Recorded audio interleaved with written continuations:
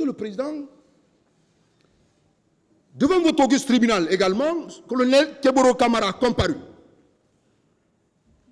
Il a comparu par devant vous, Monsieur le Président, et il a été interrogé. Il a été le premier accusé à comparaître par devant vous. Et à la question de savoir les faits poursuivis à son encontre, s'il les reconnaît, Monsieur le Président, il a dit qu'il ne reconnaît pas. Qu'il ne reconnaît pas ces faits poursuivis à son encontre. Qu'il n'a jamais posé ces actes, Monsieur le Président. Il déclare comme moyen de défense, Monsieur le Président, par devant vous, et comme il l'a fait devant le pôle de juge d'instruction avec certains réaménagements et certaines dénégations faites par devant lui, devant vous, par devant vous, Monsieur le Président, il a déclaré que ce jour, il était venu effectivement au stade. Il était venu effectivement au stade très tôt le matin et il a trouvé une foule compacte. Et à l'esplanade, Monsieur le Président, qu'il avait déjà trouvé, selon lui, cette foule qui était là dans la joie. Il a adressé des messages à cette foule en disant de reporter cette manifestation au motif que cette journée est une journée historique. Et le président de la République a pris un acte dans ce sens, Monsieur le Président. Alors, étant là, Monsieur le Président, selon lui, il a échangé avec cette foule. Il a échangé avec cette foule, Monsieur le Président, et qui, à un moment de leur conversation, s'est déchaîné contre lui. S'est déchaîné contre lui, Monsieur le Président. Et, comprenant l'atmosphère, cette nouvelle atmosphère, il a décidé de quitter les lieux, Monsieur le Président, pour aller, Monsieur le Président, vers Fondis.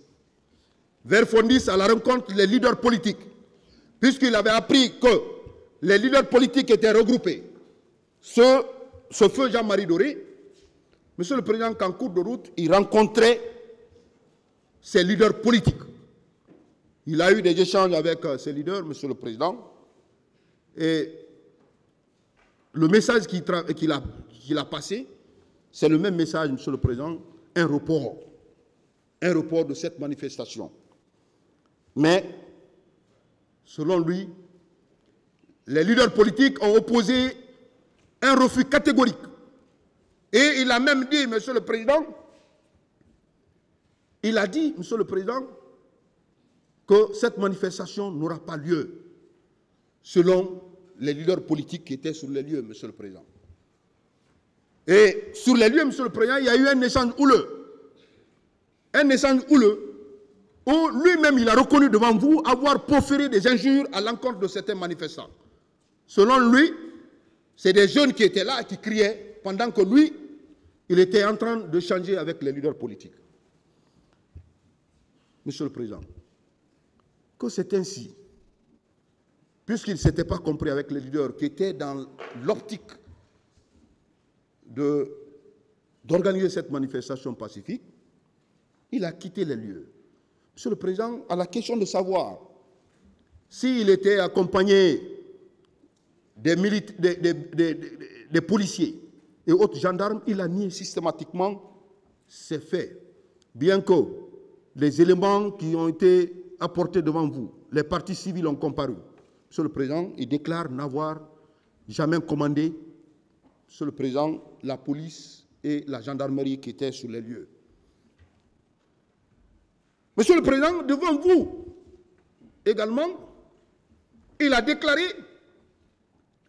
que contrairement à ce qu'il a tenu comme déclaration devant le pôle de juge d'instruction, il déclare qu'il n'était pas à côté du président Dadis Camara à 1h du matin, au moment où ce dernier passait les appels. Il a dit devant votre tribunal ici. Il a dit qu'il n'était pas présent auprès du capitaine Moussa Dadis Camara. Monsieur le Président, au moment où ce dernier faisait l'appel à l'endroit de M. Sidia Touré pour reporter cette manifestation. Monsieur le Président, il a également dit devant votre tribunal, contrairement à la déclaration aux déclarations qu'il a faites devant le pôle de juge d'instruction, pour dire que quand il a quitté les leaders politiques, c'est au niveau de Kenyang, il a été informé que la garde présidentielle, vous voyez la contradiction, Monsieur le Président, entre les déclarations qu'il a eu à faire devant le pôle de juge d'instruction et devant votre tribunal. Il déclare, contrairement à ce qu'il a dit devant le pôle de juge d'instruction, pour dire qu'il était de son domicile, c'est de son domicile, il a appris que la garde présidentielle a fait éruption au stade. Devant votre tribunal, il déclare que c'est au niveau de Kenyang, par la radio qui était fixée dans son véhicule de commandement, bien qu'il ait nié, Monsieur le Président, qu'il ait nié avoir détenu au moment de son échange avec les leaders, il dit qu'il n'avait aucun téléphone et il n'a échangé avec personne. Contrairement à certaines déclarations faites par les partis civils qui lui ont vu en train de communiquer, il a déclaré que ce jour, il n'avait aucun appareil téléphonique. Cependant, il a reconnu devant vous que c'est par radio fixée dans son véhicule qu'il a appris qu'au niveau de Kenyang, qu'il a appris que la garde présidentielle, dirigée par commandant Toumba Diakité et autres, ont fait éruption au stade du 28 septembre. Monsieur le Président, devant vous également, Colonel Tchegboro a nié avoir donné des instructions sur le champ pour dire qu'il n'a jamais dit à ces éléments de charger. Il l'a dit devant vous, devant votre tribunal. Contrairement aux déclarations faites par une partie civile qui était présente sur les lieux, il dit n'avoir donné aucune instruction dans ce sens.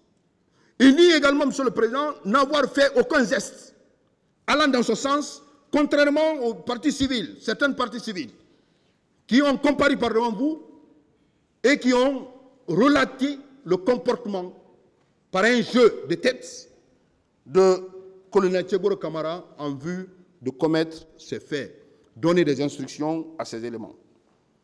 Monsieur le Président, il a déclaré que ce jour, il revenait au stade, effectivement. Quand il a quitté, il est revenu au stade. Et quand il est revenu au stade, il a eu accès, effectivement, à l'intérieur.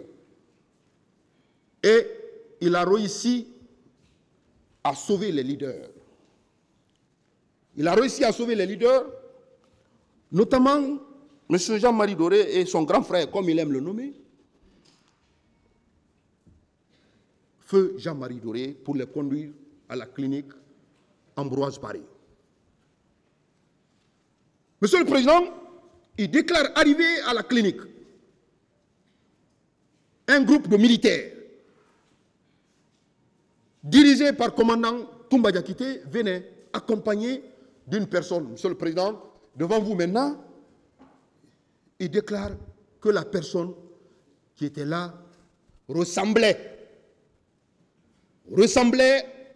à Marcel Guilavogui, contrairement à ses déclarations faites devant le pôle de juge d'instruction, où il a nommément cité, indexé Marcel Guilavogui comme étant la personne qui était à côté de commandant Toumba Diakité.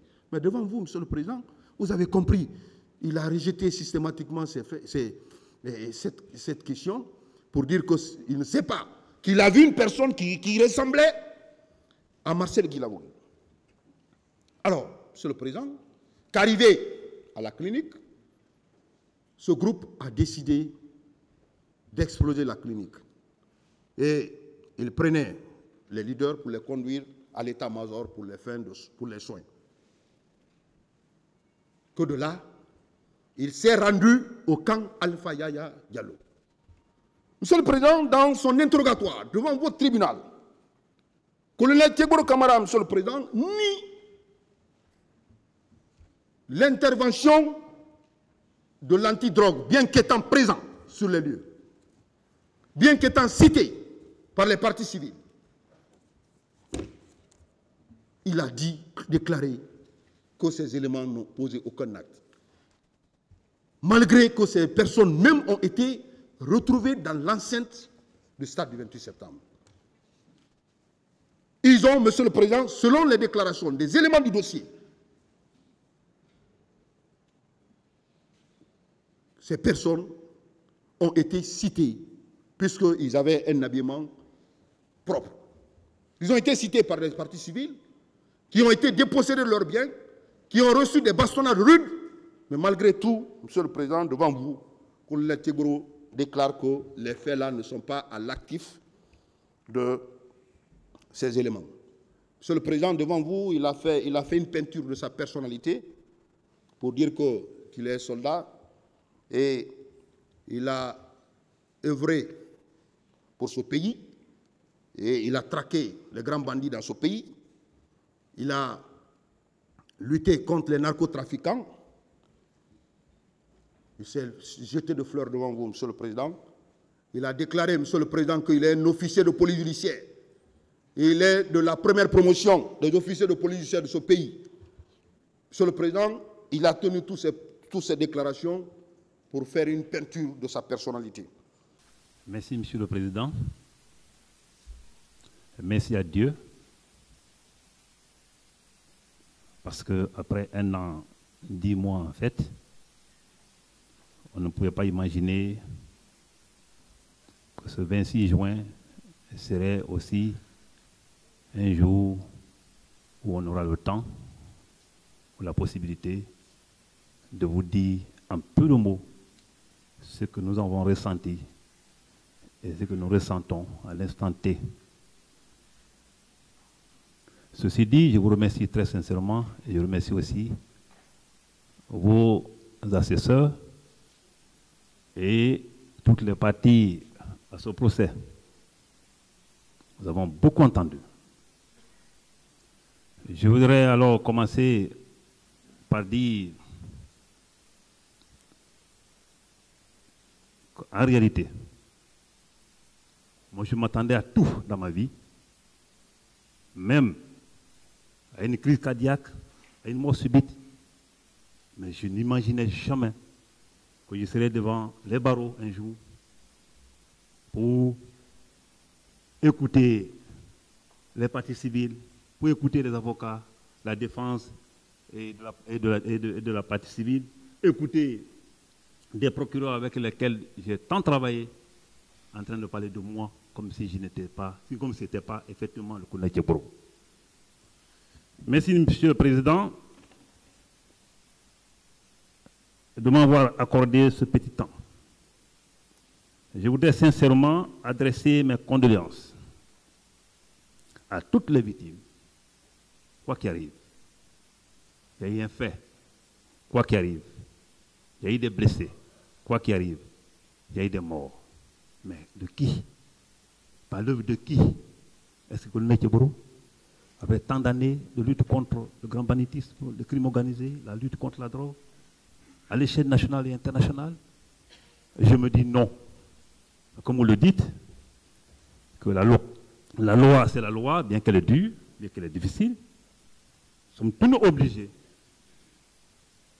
de s'agenouiller tout devant, auprès de ces victimes-là, compatir leur douleur, et celles qui sont dans la salle, et celles qui sont mortes, pour dire plus jamais ça en Guinée. Malheureusement, l'enquête a été mal menée. Malheureusement, même un OPJ bien informé pouvait ce jour-là mener une telle enquête et dans peu de temps identifier les vrais coupables. Comme Dieu a voulu ainsi, que nous soyons les cobayes, ou je sois le cobaye, je vais le dire, à ce procès, c'est pourquoi j'étais pressé. On a trop entendu ici, trop entendu. Ceci dit, je voudrais alors dire à toutes ces parties victimes que ce n'est pas elles seulement, c'est la Guinée qui a perdu, c'est la Guinée qui est victime. Monsieur le Président, je voudrais très sincèrement remercier le Président de la République. Je commence par lui avant ma mère. Pourquoi? Je vous le dis. J'allais commencer par ma mère, par ma famille biologique. Je commence par lui parce qu'il a eu le courage. Je commence par lui parce que c'est un ami. Le jour où je lui ai dit que ce procès, quand le bruit a commencé, on s'était vu, il m'a dit qu'il m'appelle tout comme ça, et lui, moi et tous les autres. Il dit que ça c'est indispensable. Il dit c'est vraiment indispensable. Pour moi, il est là, il me regarde. Pour moi, parce que je suis sali. Pour moi, parce que je suis teinté. Pour moi, parce que, quelque part, si je mourais aujourd'hui, mes enfants n'auront pas le temps de regarder en face les autres. On vit pour l'honneur, pour la dignité. Je dis, mon cher ami, si vous avez les moyens, il faut y aller. Je suis sorti de son bureau, arrivé à la maison, j'ai dit à madame, il dit, enfin, il dit, Hadja, cette fois-ci, je pense que, après tant d'années de combat, cette fois-ci, je pense que ce jugement aura lieu. Et elle en était très préoccupée, parce que c'est le jugement. Elle dit, est-ce que vous croyez à la justice guinéenne? Que ce soit devant la CPI, que ce soit devant la justice guinéenne, que ce soit au village, on demande toujours les preuves. Un procès pénal se résume aux faits et aux preuves. Il a dit, moi laissez-moi aller. Il y a les avocats que j'ai confiance. Mais crois-moi aussi que je n'ai rien fait, que je ne peux pas le faire. Et pourquoi je peux le faire? Pourquoi Tebro pouvait vraiment commettre des crimes de ce genre? Pourquoi? Pour quel intérêt? L'homme qui est là, que vous voyez, avec tout ce temps que vous imaginez, à ce niveau de responsabilité, ma famille est là, Aguissier ici, couché, les enfants sont là. Je n'ai ni compte bancaire à l'étranger, je n'ai pas d'appartement à l'étranger, je n'ai eu rien dans cette affaire, si donc donner ma tête au coupeur. Le président a dit, c'est assis derrière moi. Dieu est mon témoin, le Saint-Courant aussi est mon témoin. C'est un frère, je ne peux pas l'abandonner pour qui que ce soit. Comme tout Guinéen. Moi, je suis quelqu'un, je n'ai jamais eu un chauffeur cognaqué, je n'ai jamais eu un gars de corps cognaqué, moi je suis avec les autres. Il est là. S'il m'a donné un jour 5 000 francs pendant son temps, parce qu'il n'y avait pas d'argent. On n'avait pas de budget au moment de président d'Addis, il le sait. 5 000 francs, s'il me l'a donné. Je pouvais commettre les crimes là pour quel fait? Parce que les gens, on ne peut pas, il n'y a pas de cause sans fait. Ou sans effet. Alors, je me demande, de fait, de venir le matin, aller sensibiliser les gens, je suis et certain, ce qui me rattrape. Sensibiliser les citoyens. À un moment où la tension est tendue, où les esprits sont vraiment divergents. Aller sensibiliser les citoyens peut être constitué un crime. Si cela est vrai, là, je suis condamnable. Et je pense qu'il faut que je profite pour remercier très sincèrement à ce niveau-là le témoin oculaire de la partie civile, Maître Boubacar Al-Gassim Diallo, qui est venu dire clairement les choses ici. La presse était là. J'ai été applaudi. Tu es applaudi par ricochet, on dit que tu n'as pas été à l'école un jour, tu insultes les gens et tu fais des propos outrageants vis-à-vis des gens. C'est impossible, monsieur le président. Les avocats ont tout dit, les grands maîtres. Donc, si cela constitue vraiment Madame, vous pouvez vous asseoir correctement. Si cela constitue vraiment une infraction, je suis punissable. Le même jour, après ce que je vous ai dit, comme circuit, j'attends que ça tire, c'est déjà en partant sur le camp, je rebrousse chemin, je reviens au stade comme tous les autres devaient le faire. Hein. Ça, je ne suis pas là pour impacter quelqu'un, mais c'est choquant. Que grâce à cette volonté, que c'est toi qui es là devant la barre, les autres ont été pris comme témoins triomphants, avec lesquels, c'est-à-dire pour lesquels on a fait un tapis rouge ici, alors que chacun devait agir ce jour-là pour minimiser, comme Baouri l'a dit, le dégât. Ça se répète aujourd'hui, Monsieur le Président, contre un peloton d'exécution, je le ferai. Je viens au stade, je viens faire ce que j'ai pu faire. Comme je vous ai dit, Baouri était déjà sorti avec Dalin. Je suis rentré, il m'a vu rentrer. Je les ai récupérés, aussitôt j'ai récupéré Jean-Marie Doré, et je suis sorti. Monsieur le Président, si cela aussi constitue un crime, d'avoir appris que ça tire, y aller avec tous les risques qu'il faut, récupérer des gens que tu as pu faire et les mettre à l'abri à la clinique Ambroise Paré, où les gens sont venus me trouver, où il y a eu des atrocités, il y a eu des accrochages, comme des accrochages verbaux, je vais dire, des échanges comme ça, mais pas avec Marcel, je l'ai dit ici, avec deux jeunes, vu la menace, avoir un sixième sens pour dire je les enlève ici, les prendre, les envoyer au camp Samori. De camp Samori, je suis resté jusqu'à ce que le docteur qui était à l'époque directeur général adjoint de santé militaire, Saloum Bangoura, est venu me dire non, c'est bon, leur vie n'est pas sous menace. Leur vie n'est pas vraiment menacée. C'est à ce moment seulement. Si vous devez revenir sur les faits, non, nous savons déjà tout ça. D'accord. Merci, Monsieur le Président, d'avoir su tout ça. Et moi, je vous connais, je sais que vous êtes un homme spécial. Donc, Monsieur le Président, je voudrais alors commencer à remercier ma famille. À remercier ma famille, je commence d'abord par ma mère, mon père, qui ne sont plus dans ce beau monde, qui m'ont éduqué, pas comme un criminel.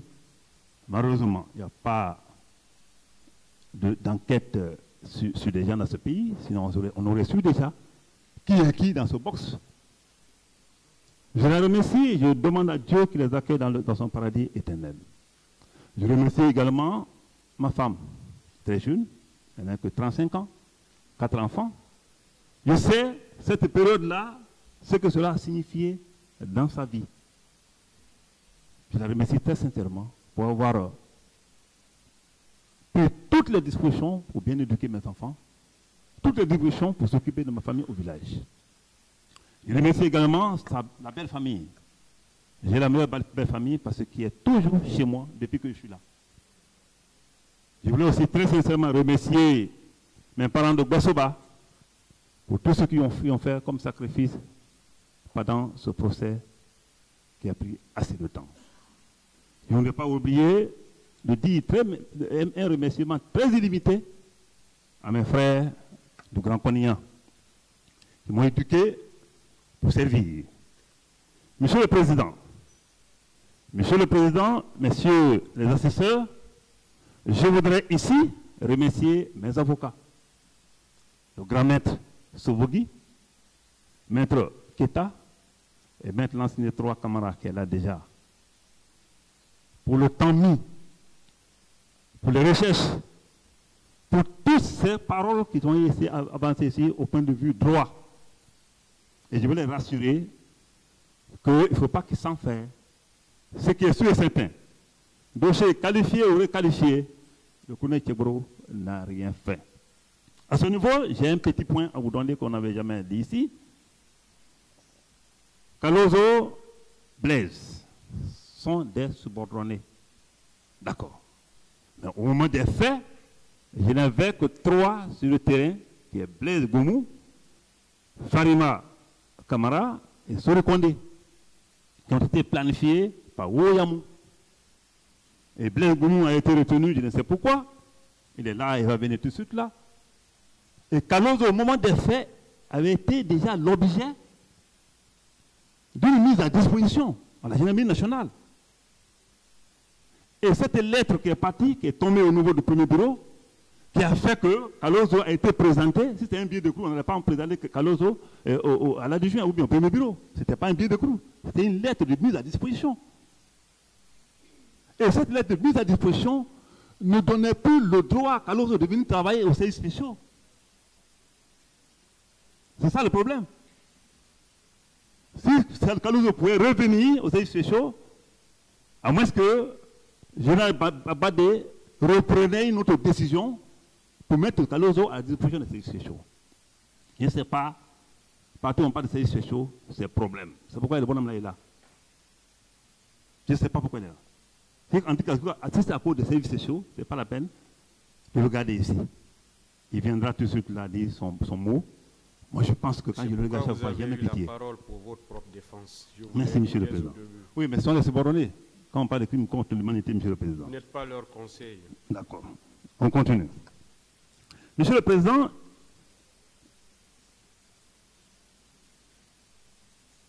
vous avez dit que mon itinéraire ce jour, vous le connaissez déjà.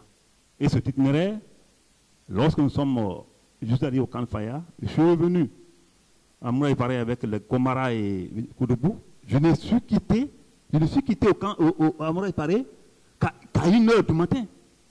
Qu'à 1h, allez, regardez un peu, demandez Komara et tout, à 1h du matin. Imaginez-vous, je ne sais pas maintenant à quelle heure j'ai pu commettre toutes ces infractions, de paquets d'infractions qu'on m'a louées. Je ne sais pas à quelle heure le colonel Tebro a commis toutes ces infractions. Quelqu'un qui a quitté le stade, quand Sambri est revenu au camp, le président a dit, ordonne, va là-bas, vous allez essayer avec le Komara pour emmener tout le monde à l'autre côté, on va le faire jusqu'à 1h du matin. Je ne sais pas à quelle heure le colonel Tebro a pu commettre toutes ces infractions. Peu importe. On est devant un tribunal criminel et je pense que ce tribunal est là vraiment pour nous départager. Moi, je ne suis contre personne. Ces gens qui sont assis sont des frères. J'étais le seul ici qui saluait tous les avocats. Même si tu m'attaques, tu finis, on se croit dans la rien, je te salue. Mais je sais que tu fais ton devoir. Même ceux-ci qui sont à ma gauche, je les salue tous les jours. Tous les jours. Pour vous dire simplement que je ne suis pas un homme haineux. Monsieur le Président,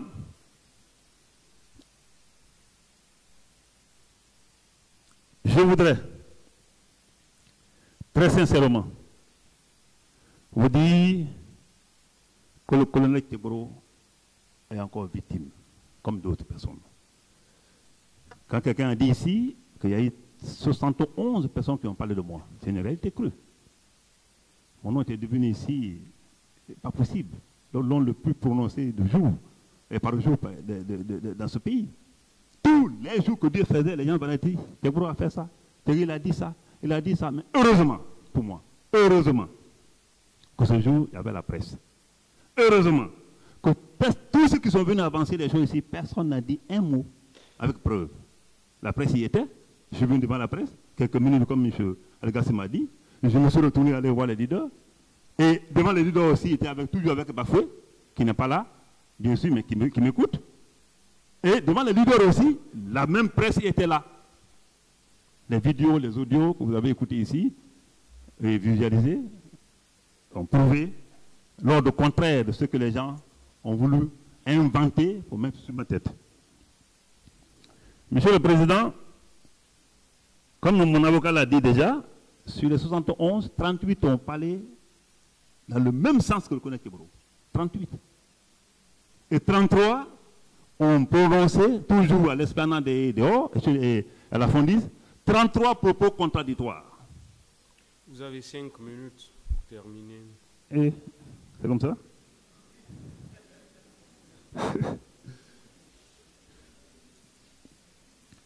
D'accord, Monsieur le Président, je comprends en réalité.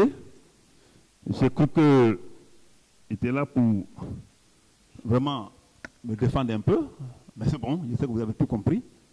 Monsieur le Président, simplement, je viens de comprendre par 2 fois que vous comprenez déjà tout. Et si cela est une réalité, on va s'en remettre à votre sagesse. Si cela est une réalité, on va s'en remettre à votre sagesse et à la sagesse de vos assesseurs. Mais simplement, je vais vous dire que ce procès est une grande leçon. Mais je voulais dire à mes amis dans les rangs, ce procès a fait aujourd'hui que moi, je ne suis plus militaire. J'étais radié. Je rêvais à tout dans la vie sauf ça. Dans nos promotions, je veux parler des Boireaux, des Diallo, des Bala, des Badé. Je consommais. Personne ne peut imaginer. car je n'ai jamais été l'objet d'un avertissement dans l'armée guinéenne. Un avertissement. Quand le commando terroriste là est venu nous prendre, j'ai été le premier à descendre. Je sais pourquoi. Ma famille est là. Il est parti où? Il n'y a même pas de passeport. Il est parti où?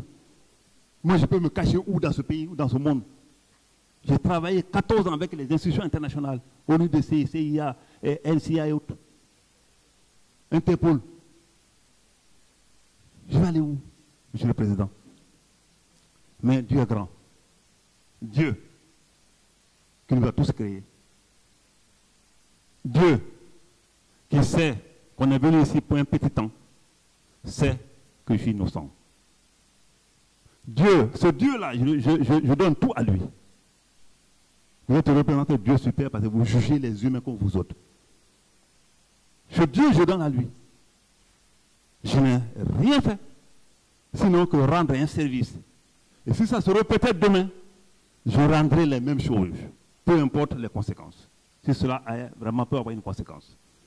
Monsieur le Président, il y a trop de prisonniers dans ce pays. Comment j'appelle les prisonniers mentaux? Les 33 qui ont parlé de moi sont des prisonniers à vie. Parce que ils m'ont fait du tort. Ils m'ont fait du tort. Ils vont toujours se rappeler. Chacun a sa cour d'assises en soi. Le tribunal que vous gérez là, chacun a son tribunal en soi. Toute la Guinée sait que je ne peux pas faire ça. Une fois encore, merci. Je voudrais sincèrement remercier toute la Guinée, tous les amis qui sont venus chez moi, consoler ma femme, consoler mes enfants. Je les remercie très sincèrement. Je vais terminer pour dire encore à mes avocats d'être sûrs. Même si c'est pour aller à la CPI, qu'on était pour être prêt. Je n'ai rien fait. Des fois, quand je me couche, je me dis que c'est j'ai fait. Rien. L'enquête a été mal faite, tout le monde le connaît. Tout le monde est censé le connaître. Et moi, je reste Merci parce que vous revenez moi-même. sur les mêmes choses. Une fois encore, merci, Monsieur le Président, pour votre sang-froid et votre indulgence.